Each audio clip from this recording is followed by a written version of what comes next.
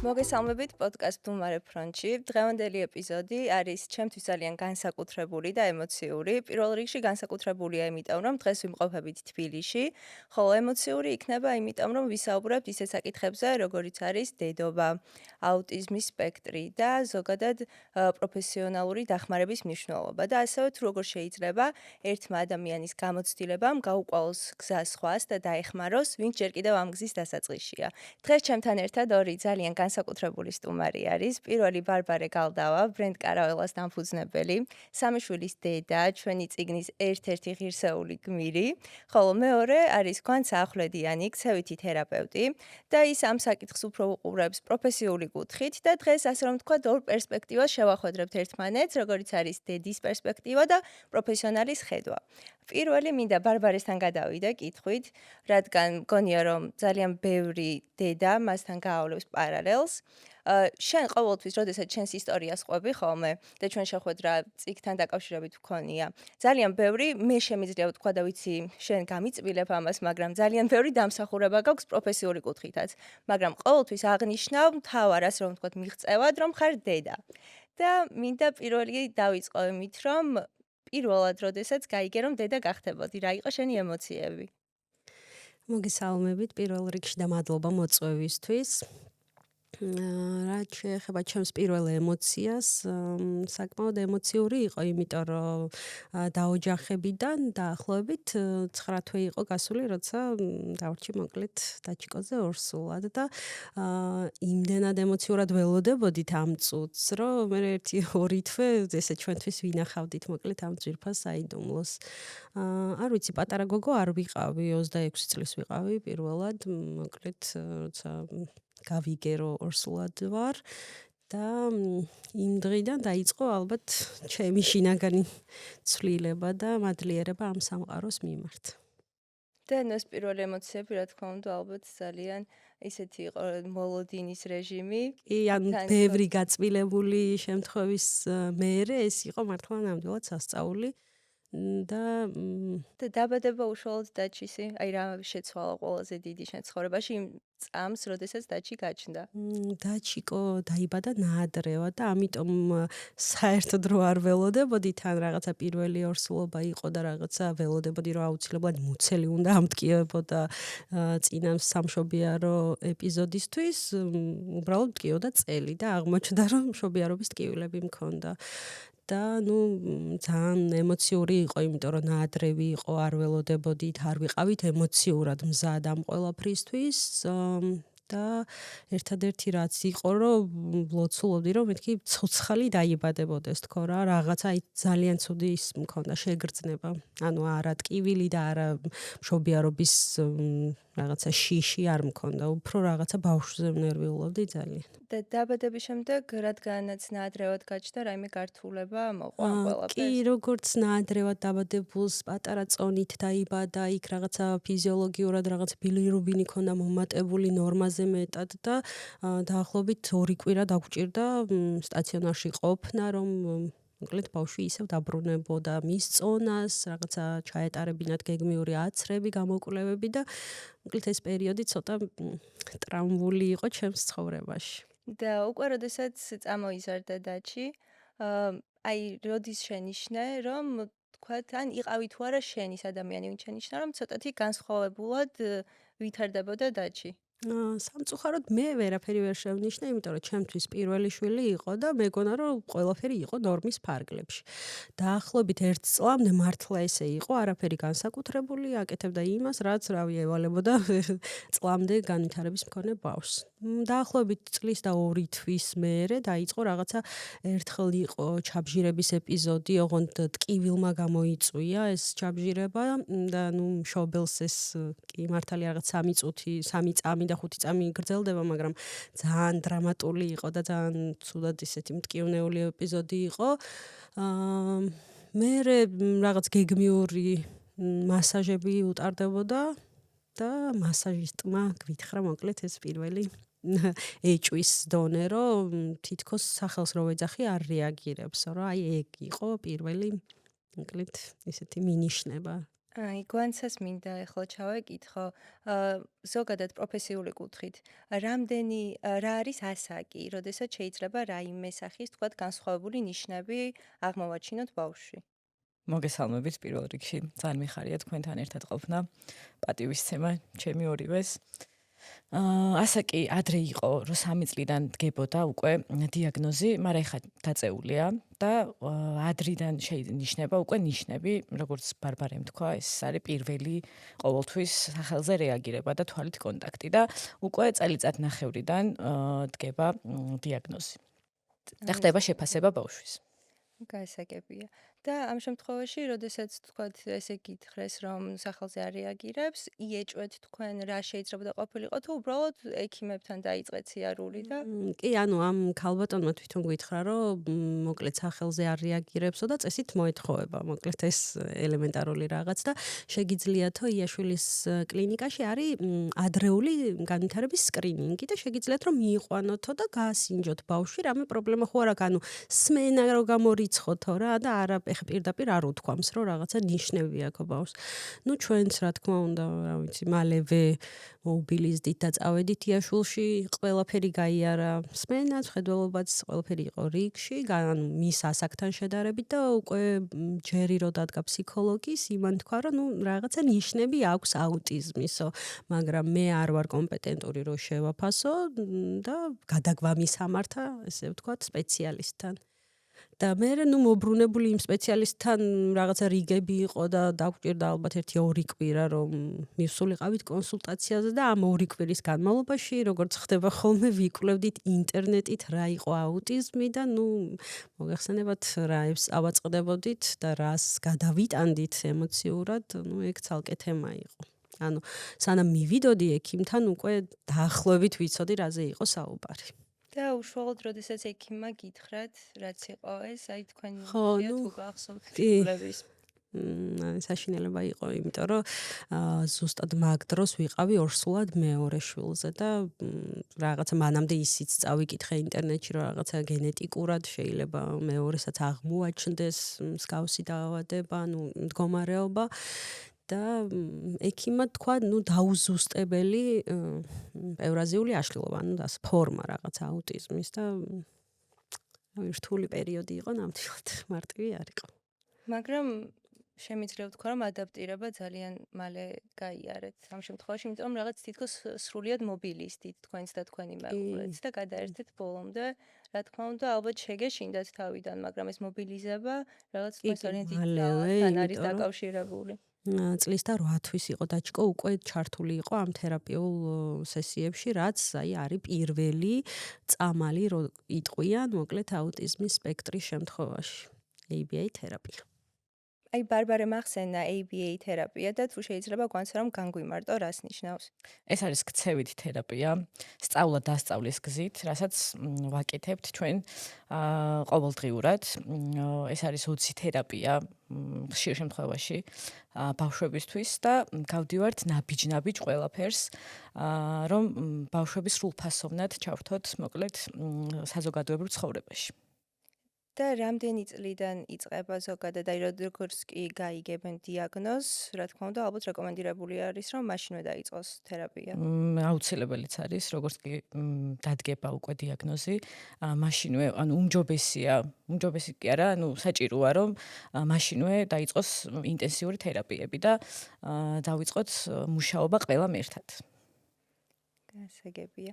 და ბარბარე, შენ ახსენე რომ ორსულად იყავი მეორე შვილზე, როდესაც გაიგე დაჩის ამბავი. და ამ შემთხვევაში დღეს უკვე 3 შვილის დედა ხარ და ძალიან მაინტერესებს ერთი დღე თქვენთან სახლში. აი როგორი არის ძმებს შორის დამოკიდებულება, ურთიერთობა და ზოგადად დინამიკა როგორი არის სახლში მათ შორის? ხო, სულ ეუბნები ხოლმე და ანდრიას, რომ დაჭიკოს მფარველი ანგელოზი ხარ თქო და მართლა ესეა, რაღაცა სხვა დამოკიდებულება აქვს საერთოდ და ისე როგორც ვიცნობ მე ჩემ შვილს, ანდრია იცნობს თავის ძმას მოკლედ რა და ყოფილა შემთხვევები, სადაც მე არ ვარ, ანდრია არის დაჩის ხმა საზოგადოებასთან მოკლედ რა და ხიდი.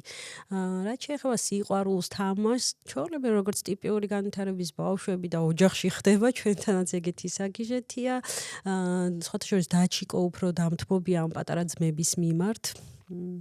და ისინი კიდე რა ვიცი, ზრუნველობენ ძალიან.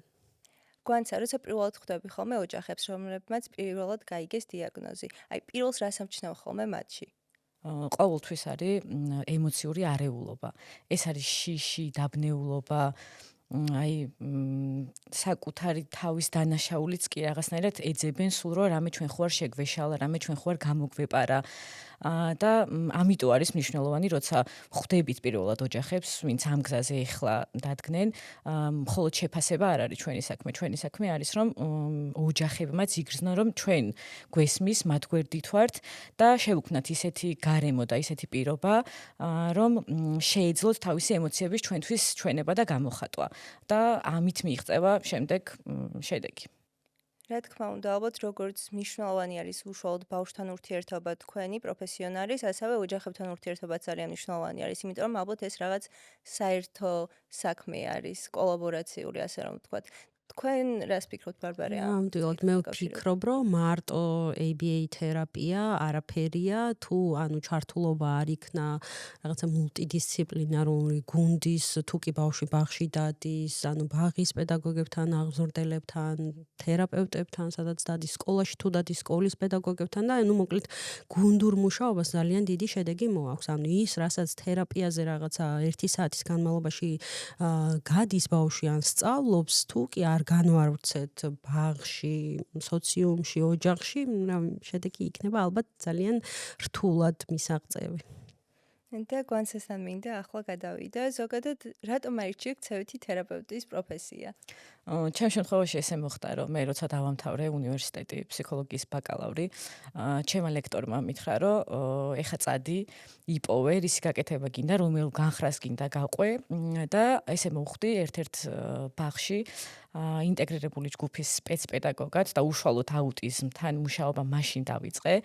და როცა შევხვდი ბავშვებს და უშუალოდ ბავშვებთან კონტაქტი დავამყარე, რაღაცნაირად მივხვდი, რომ აი ეს არის ზუსტად რისი გაკეთებაც მინდა, იმიტომ რომ პირველ რიგში თავი ვიგრძენი ძალიან მნიშვნელოვან ადამიანად. იმიტომ რომ მივხვდი, რომ ვიღაცას სჭირდება ის, რაც შენ იცი, გისწავლია და მოგწონს, რაც მთავარია ამის კეთება, იმიტომ რომ თუ ამის კეთება არ მოგწონს და ეს საქმე არ გიყვარს, ამ საქმეს ვერ გააკეთებ. იმიტომ რომ ეს არ არის მარტივი საქმე, მაგრამ არის ყველაზე კარგი საქმე, მე ესე ვიტყოდი. ასე რომ მომეწონა, დავრჩი. მე გადავედი უკვე უშუალოდ აუტიზმის ცენტრში და უკვე 8 წელია ამ საქმიანობას ვეწევი დიდი სიხარულით. და რა თქმა უნდა, ემოციურად ზოგადად ძალიან რთულია ეს პროფესია, დარწმუნებული ვარ. და ყველაზე მეტად თუ გახსენდება რაიმე მომენტი, როდესაც ემოციურად შენ ძალიან გაგიჭირდა. კი, მახსენდება ეგეთი მომენტი. ალბათ ბევრი იქნებოდა, მაგრამ აი არის ხოლმე ყოველთვის ეგეთი მომენტები. თვითონ მუშაობის პროცესშიც არის, მაგრამ ეხა ვიტყვით ჩემს პირად მდგომარეობას, როცა გამიჭირდა, ეგ იყო ჩემი პრობლემა, მოკლედ, ჩემი ჯანმრთელობის პრობლემა, რის გამოც მომიწია ცოტა ხანი ჩამოვშორებოდი ამ საქმეს სულ რამოდენიმე თვე, მაგრამ არ ვიცი, მე მგონია, რომ ძალიან ბევრი წელი გავიდა, რაღაც ძალიან სწრაფად მოხდა ისე, რომ ვერც გავიაზრე, ჩამოვშორებოდი ამ საქმეს და რო გავიღვიძე და მივხვდი, რომ აი ხარ, რა უნდა გავაკეთო, იმიტომ რომ აი ამდენი წელია ამ ყველაფერს ვაკეთებ, ამდენ ბავშვთან მაქვს კონტაქტი, ამდენ მშობელთან და ეხლა რა ვქნა, ეხლა რა უნდა გავაკეთო, ვისთვის ვარ საჭირო, ისე როგორც ბავშვებისთვის და ოჯახებისთვის. და აი ძალიან ველოდებოდი, როდის დავბრუნდებოდი, მე რო დავბრუნდი რაღაც ქცევებზე უკვე მუშაობას ვეღარ ვახერხებდი, ჩემი მდგომარეობიდან გამომდინარე, მაგრამ მე ყოველთვის ვამბობ ამას და სულ ვიტყვი, რომ მე ამ პროფესიამ გადამარჩინა, იმიტომ რომ ჩემი მენტალური მდგომარეობა მაშინ არ იყო სახარბიელო მდგომარეობაში და ამ პროფესიამ გადამარჩინა, ანუ გამოდის, რომ როგორც მე ვეხმარები ბავშვებს და ოჯახებს, ზუსტად ისე მეხმარებიან მეც და სულ ვფიქრობდი, რომ ეხლა რა შვებიან ჩემი ბავშვები, მე სულ ეგრე ვეძახი ხოლმე ჩემი ბავშვები და სულ ვფიქრობდი, ეხლა რა შვებიან ჩემი მით უმეტეს ძალიან კარგ ხელში დავტოვე, რა თქმა უნდა, სხვა თერაპევტების, მაგრამ ნუ მე მაინც რაღაცნაირად დანაშაულის გრძნობა მქონდა, რომ აი იმ მომენტში ვეღარ ვაკეთებდი იმას, რაც უნდა გამეკეთებინა. ეს იყო ჩემთვის ძალიან ემოციური და დაბრუნება იყო კიდე, არ ვიცი, ყველაზე კარგი რამ ალბათ რაც კი ყოფილა ხნის განმავლობაში. და რა შეგიძლია თქვა, რომ გაძლევს მთავარ მოტივაციას შენ საქმეში და ზოგადად ყველაზე დიდ სიხარულს? ყველაზე დიდ მოტივაციას და სიხარულს მაძლევს პატარ-პატარა მიღწეული შედეგები, პატარ-პატარა ნაბიჯებით. ეს არის ყველაზე მნიშვნელოვანი ჩვენს საქმეში. მე ვიძახი ხოლმე, რომ რაც ამ პროფესიაში ვარ, გავიგე რა არის ნამდვილი სიხარული. იმიტომ რომ შეიძლება ვიღაცისთვის ძალიან პატარა რაღაც იყოს, რასაც ჩვენ ვაღწევთ ბავშვებთან, მაგრამ ჩვენთვის ეს ყველაფერია. აი თერაპიულ პროცესშიც კი იმხელა აღფრთოვანებას იწვევს რაღაცა რაც ბავშვს უკეთესად გამოსდის, რაც გამოადგება ცხოვრებაში, რაც მთავარია, რომ აი იმ წუთას გინდა რომ გაუზიარო პირველ რიგში მშობელს, იმიტომ რომ ყველაზე მეტად მშობლები ელოდებიან ხოლმე მიღწეულ შედეგებს და ძალიან დიდი სიხარული აქვს ამას, როცა ბავშვს რაღაც გამოუვა, მე ქვემოთ ჩადიხარ თერაპიის შემდეგ და მშობელს უზიარებ და იქედან კიდე უფრო დიდ უკავშირს იღებ, არის, არ ვიცი, ყველაზე დიდი სიხარული ამ პროფესიაში. მშობლის და თერაპევტის ურთიერთობაზე რომ გავაგრძელოთ საუბარი, აი თქვენ შემთხვევაში თერაპევტი თქვა წლებია ერთი და იგივე ყავთ ქცევითი თერაპევტი თუ თქვა სხვა თერაპიას დით ხოლმე? ნუ ეხლა რადგან დაჩკო უკვე 14 წლისა ბევრი ცენტრის და თერაპევტის გამოცვლა მოგვიწია, ხშირ შემთხვევაში ხდება ხოლმე, რომ აი ეს მიჯაჭვულობის მომენტი არ გქონდეს ადამიანთან, მე რაღაცა სიყვარული გადაიზრდება, მოკლედ იმაში რა ქვია, რაღაცების გატარებაში და დათმობებში და გვიწევდა მოკლედ როგორც ცენტრების შეცვლა, ისე თერაპევტებისაც, მაგრამ სულ ვამბობ, რომ მე და დაჩის გვიმართლებს ადამიანებში თქო რა. მართლა ძალიან მნიშვნელოვანია ახლა როგორც გვანცამ აღნიშნა, ადამიანს გულით უნდა უყვარდეს ეს პროფესია, გულით უნდა სჯეროდეს, მოკლედ მაგ ბავშვის შესაძლებლობების და მართლა პატარ-პატარა მიღწევებით ჩვენც ვიღებთ მოკლედ ძალიან დიდ ბედნიერებას მშობლები და თერაპევტები და რაც უფრო კარგი ნაბიჯებია და შედეგებია, ნუ თერაპევტს უფრო მეტი მოტივაცია აქვს, ბედნიერია და ბავშვები ამ ყველაფერს გრძნობენ, ანუ ნამდვილობას გრძნობენ და მეტად მონდომებულები არიან და ჩართულები ამ თერაპიულ პროცესში. და ზოგადად რა ასაკამდე არიან ბავშვები თქვენთან თუ ეს უადოა როგორ ხდება ზოგადად? სამწუხაროდ 18 წლამდე. ჩვენი ტკივი 18 წლამდე? 18 წლამდე, 18 წლის მერე, სახელმწიფოს არ აქვს რესურსები, რომ 18 წლის მერე მსგავსი დახმარება მიიღოს ბავშვმა, რაც რა ვიცი ძალიან სამწუხაროა. მე ვიტყვი, რომ ეს არის ერთ-ერთი ტკივილი დღეს ჩვენი საზოგადოების, ანუ მშობლების და თემის, რომ ეს ბავშვები 18 წლის შემდეგაც არიან ჩვენი ოჯახის წევრები და აგრძელებენ მოკლედ ცხოვრებას და ერთადერთი, რა ვიცი, ბრძოლა ეხლა დაგვრჩა მშობლებს, რომ შევქმნათ სერვისები, კადრები გადამზადდნენ, ყველა თერაპევტს ჩემი დიდი პატივისცემა, მაგრამ დაახლოებით 12 წლის, ანუ თინეიჯერობის ასაკის შემდეგ ძალიან ბევრ თერაპევტს უჭირს ამ ბავშვებთან კომუნიკაცია და გამკლავება, იმიტომ რომ მარტო ABA თერაპია რაღაც ასაკამდე მისაღებია, რა თქმა უნდა და საჭიროა, მაგრამ ასაკთან ერთად სხვა მოთხოვნილებები აქვთ ბავშვებს, სხვა განვითარების ეტაპები აქვთ და ვფიქრობ, რომ ამ მხრივ ძალიან ბევრი სამუშაო აქვს, როგორც უნივერსიტეტებს, ანუ სპეციალისტების გადამზადების კუთხით, ასევე ცენტრებს, იმიტომ რომ ჩვენ მშობლებს გვიწევს გამკლავება, მოკლედ თერაპიის 1 საათის გარეთ ამ ყველაფერთან. ანუ დღესდღეობით 18 წლის შემდეგ დასრულებისათვის არანაირი ცენტრი არ არსებობს. მხოლოდ რაღაც დღის ცენტრები, არ ვიცი რას მოსიაზრეს ეს დღის ცენტრი და რამდენად შედეგიანია მათ მოკლედ ადაპტაციასთან, არ ვიცი. ეგ ძალიან მძიმე საკითხია ჩემთვის როგორც მშობლისთვის. და ახლა მაშინ რომ ვისაუბროთ ზოგადად სტერეოტიპებზე საზოგადოებაში. აი, ყველაზე გავრცელებული სტერეოტიპები, რა შეჯახები ხართ თქვენ როგორც მშობელი და როგორც თერაპევტი? ყველაზე ისეთი გავრცელებული სტერეოტიპი და ყველაზე არასწორი არის, რომ ეს არის დაავადება.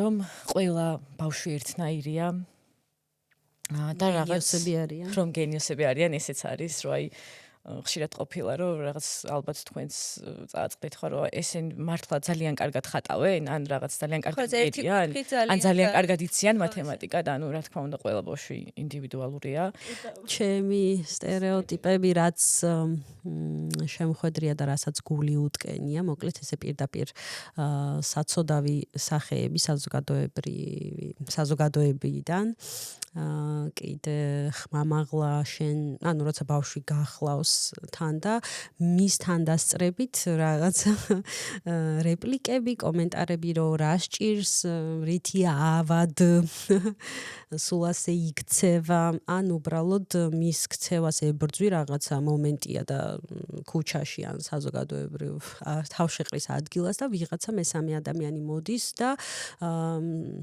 იმის ნაცვლად რომ ან უბრალოდ კითხოს რომ რამე ხვარ დაგეხმარო, გმოძღვრავს რომ თურმე როგორი უზნეო შვილი გაგიზრდია და რამდენს აბედინებ და მსგავსი რაღაცეები.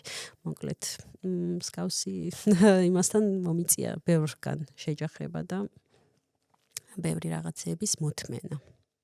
რა თქმა უნდა ეს უბრალოდ უტაქტობაშიც არ ჯდება ალბათ სავარაუდოდ ის არის რომ ალბათ უფრო მეტი ამ საკითხთან დაკავშირებით უნდა ვისაუბროთ და განათლება საჭირო საზოგადოებაში რომ მინიმუმ კითხვა მაინც არ დასვან ისეთი რაც იმ კონკრეტულ სიტუაციაში ძალიან უადგილოა. ყველაზე მნიშვნელოვანი არის ცნობიერების ამაღლება. მე ესე მგონია რომ ადრე უფრო არ იყო, ეხლა კიდე უფრო მგონია რომ ამ კუთხით ცოტა ცნობიერება ამაღლდა, მაგრამ ნუ ეხლა ყველას ვერ მოვთხოვთ მაგალითად ტანტრუმის დროს მაღაზიაში ვიღაცას გონია რომ უბრალოდ არ ყიდულობ რაღაცას ბავშვს, მაგრამ ეხლა არ ესმის რომ საჭიროა ეგრე მოვიქცეთ იმ შემთხვევაში, ასე რომ და ზოგადად ესეთი კითხვა მინდა ორივეს დაგისვათ, აი რა გსურთ რომ მაგალითად გვანცა შენ შემთხვევაში მშობლებმა გაიგონ უკეთ თერაპიასთან დაკავშირებით, ანუ შესაძლებლობებსა და შეზღუდვებთან დაკავშირებით და აი გვანცა შენ რა გინდა რომ თქვა თერაპევტებმა უკეთესად გაიგონ თქვენ მდგომარეობასთან დაკავშირებით, როგორც მშობლის მდგომარეობასთან. მე ვიტყვი იმას რომ პირველ რიგში რა თქმა უნდა ერთად უნდა ვიმუშაოთ ჩვენ და ოჯახებმა, იმიტომ რომ ყველაზე დიდი მიღწევები ხდება მაშინ, როცა ეს არ ხდება მხოლოდ თერაპიული პროცესის დროს. იმიტომ რომ ჩვენთან თერაპიაზე ატარებენ 1 საათს ან 2 საათს ყველაზე ბევრს და იმის იქეთ იხსნება უზარმაზარი სამყარო ზუსტად ამ სტიგმებით გარშემორტყმული. ამიტომ მნიშვნელოვანია იცოდნენ რომ გვინდონ პირველ რიგში გაითვალისწინონ ხოლმე ჩვენი რჩევები და ნახავენ როგორ შედეგებზე გავალთ. და რაც უნდა იცოდნენ კიდე ჩვენ შეზღუდვებთან დაკავშირებით ეს არის რომ ჩვენ ჯადოქრები არ ვართ და რაღაც წინსვლები ხდება ნაბიჯ და ნელა და ყველას ვთხოვ რომ უბრალოდ მოთმინებით მივყვეთ ამ საქმეს მოკლედ. მე ისევ გავიმეორებ იმ ჩემს ტკივილს ჩემი შვილის ასაკიდან გამომდინარე, იმიტომ რომ ძალიან მალე იზრდება, უკვე რაღაც გარდატეხის ასაკია და სამწუხაროდ ბევრი თერაპევტი ამ ასაკთან დაკავშირებით ვერ გვეხმარება. რაც არ უნდა სამწუხარო იყოს, რავი, არ იციან უბრალოდ. არ უნდაც არ ვიტყვი არ ვაკადრება არავის, არ იციან მიდგომები და რაღაცეები, ვფიქრობ რომ ამ კუთხით არის სასწაული და მოსამზადებელი, იმიტომ რომ ჩვენს ძალიან გვიჭირს ეს პერიოდი და მეტ მხარდაჭერას ვისურვებდი და ასევე ჩემი სურვილი როგორც რიგითი მშობლის არის რომ რაღაცა ასაკის შემდეგ, აი 12 წლის შემდეგ მირჩევნია რომ რაღაცა სოციალური უნარები, რაც თერაპიული ოთახის გარეთ ბავშვს სჭირდება, მსგავს უნარებზე უფრო მეტად რო იყოს კონცენტრირება, ნუ ვისაც რა შესაძლებლობა აქვს, რა თქმა უნდა, ვიღაცას ძალიან დიდი ხანი სჭირდება ის სივრცე, რასაც აკეთებენ, მაგრამ ვიღაცას თუ გამოსდის მაგალითად მეტყველებს და რაღაცა ფულის დათვლა შეუძლია, ელემენტარულია, რომ მაღაზიაში მისთვის საჭირო ნივთების ყიდვა ასწავლონ და ანუ ყოველდღიური ცხოვრების აქტივობებით იყვნენ უფრო მეტად დაკავებული, ვიდრე რაღაცა ოთახში ვიცი რომ ამ თერაპიულ სესიებსაც თავისი რაღაცა ალბათ ისინი აქ რა ქვია გაწერილი გაიდლაინები, მაგრამ ვფიქრობ პრაქტიკული რაღაც მაგალითები და სწავლება უფრო შედეგიანი იქნებოდა ჩვენი შვილებისთვის. მე ეს როგორც მშობლის სურვილია და არა, რა თქმა უნდა, არ ვერევი მათ კომპეტენციაში. და ბარბარე, შენს ისტორიაში ძალიან შთამაგონებელია იმის მიუხედავად რომ ხარ სამი შვილის დედა, შენ შექმენი ბრენდი კარაველა, რომელიც ასე რომ თქვა ძალიან ცნობილია და ბევრი ბავშვი და მშობელი მას კარგად იცნობს და რომ გითხრა როგორ დაიბადა ზოგადად კარაველას იდეა. მადლობა. კარაველა არის ჩემი აც უკვე მეოთხე შვილი, რადგან სამი ბიოლოგიური შვილი მყავს. კარაველას დაბადების იდეაც, ბიჭებიდან გამომდინარე, რომ რაღაცა სულ სახლში თამაში, შტაბობანა, რაღაც ახლობანა, მე ძალიან აქტიური ცხოვრებით ვცხოვრობდი, სამსახურებს გულისხმობ, სულ მუშაობდი და რაღაცა ორი პატარა ბავშვის გამო მომიწია სახლში ყოფნა და სულ რაღაც ხელსაქმით ვიყავი დაკავებული მაინც და რაღაცა ხან ბუხარს უკეთებდი, ხან ნაძვის ჭერზე ჩამოკიდებულს და ასე შემდეგ.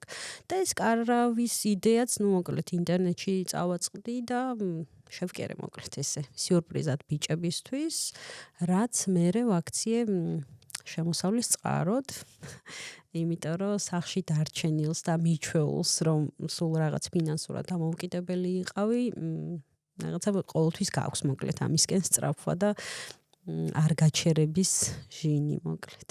ანუ თავიდან შეიძლება ითქვას, რომ თქვენი შვილებისთვის იყო ეს განკუთვნილი. კი, ჩემი შვილებისთვის მე დავდეს სოციალურ ქსელში და აღმოჩნდა, რომ ძალიან ბევრისთვის საოცნებო ნივთი იყო.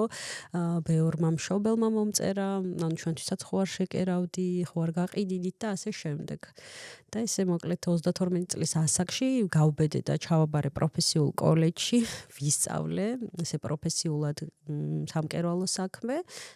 და დაახლოებით 1 წელი ვიმუშავე სახლიდან და ეხლა უკვე მაქვს სახელოსნო და რაღაცა ჩემი პატარა ბიზნესი, საქმიანობა. დაიწყო კარვებით, მაგრამ არის ასევე ჩანთები, სხვადასხვა ნივთები, რაღაც შემავსებელი პროდუქტები და კარავი, სენსორული საქანელა, რომელიც ასევე დაჩიკოდან გამომდინარე, მოკლედ ერთხელაც ცენტრში რომ მივედი, სენსორულ ოთახში ეკიდათ და ცოტა შელახული იყო და მთხოვეს, რადგან იცოდნენ ჩემი კერვასთან ურთიერთობა, მთხოვეს, რომ იქნებ მოკლედ შეგვილამაზო და მეთქი რატომაც არა.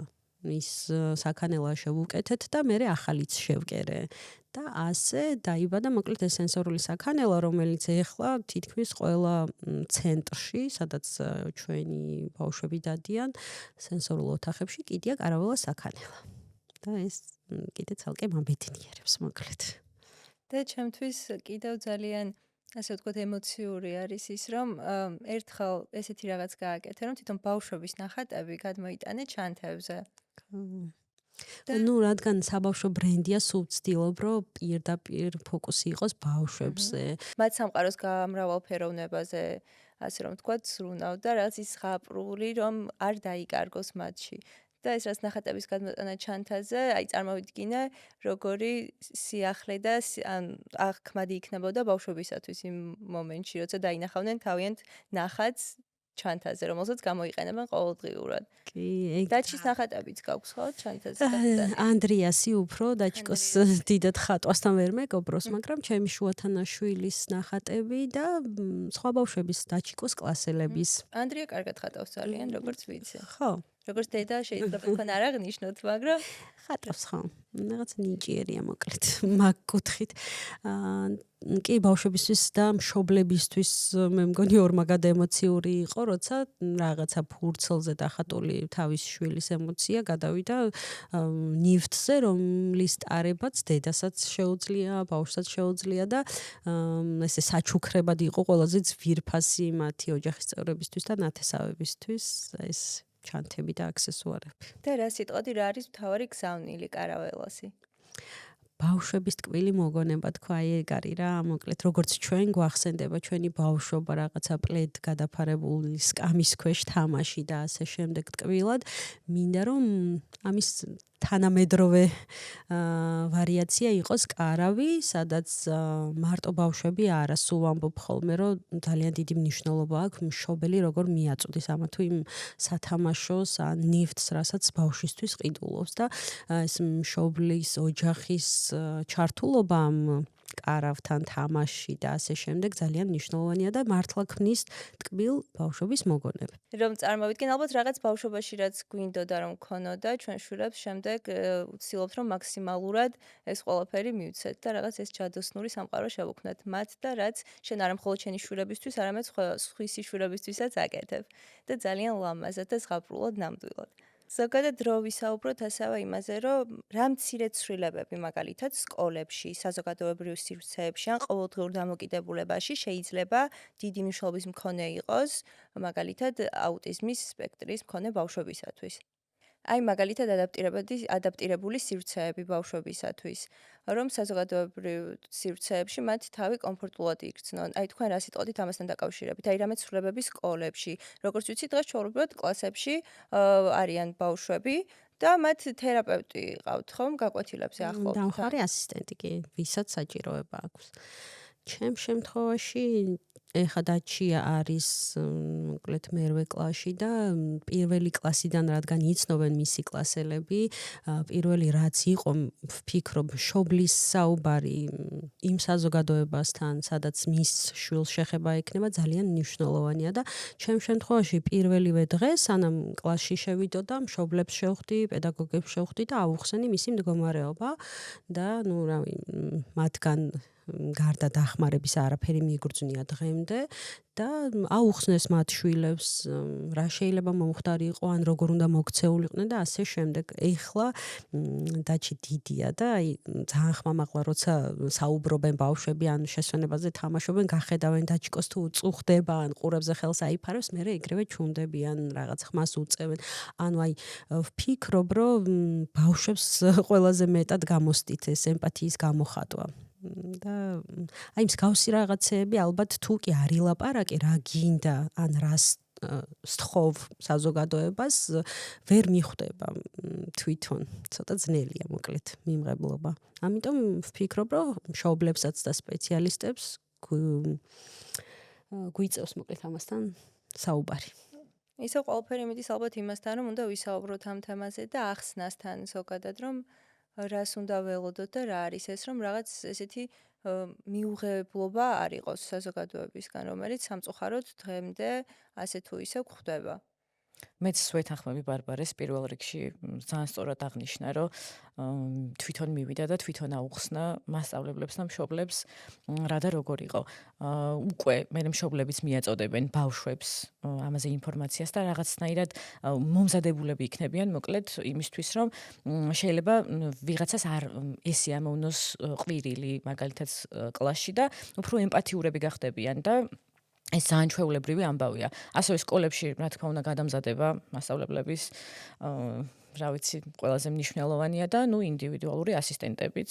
ოღონდ ეს არ უნდა ხდებოდეს რაღაც კლასიდან გაყვანის ხარჯზე და რაღაცის ცალკე კეთების ხარჯზე. ძირითადად ჩვენ ყველანაირად უნდა ვეცადოთ, რომ ჩავრთოთ პროცესში და პროცესში მიიღოს მონაწილეობა ბავშვმა, ისე როგორც დანარჩენი ბავშვები არიან კლასში და ნუ საზოგადოებაში, რა თქმა უნდა, ნუ ის სტიგმები ზუსტად ბევრი ლაპარაკით და რაღაც ცნობიერების ამაღლებით უნდა დაიძლიოს საბოლოო ჯამში და აღარ ჩემი სურვილი იქნება, რომ ეგ სტიგმები საერთოდ აღარ არსებობდეს და რაღაცა ის უცნაურად არ ვუყუროთ, ან აი რაღაცნაირად თავი დამნაშავედ არ ვაგრძნობინოთ მშობელს მაგ მომენტში, იმიტომ რომ ძალიან ბევრი მშობელი აი მოსვლა და უთქვამს, რომ აი დღეს ავტობუსში რაღაც ცოტა ხმას რო აუწია, აი ისე შემოგხედეს, ან ისე რაღაც გვითხრეს, რაც ძალიან რთულია მშობლისთვისაც, ბავშვისთვისაც და ჩვენთვისაც, ვისაც გვესმის ეს ყველაფერი.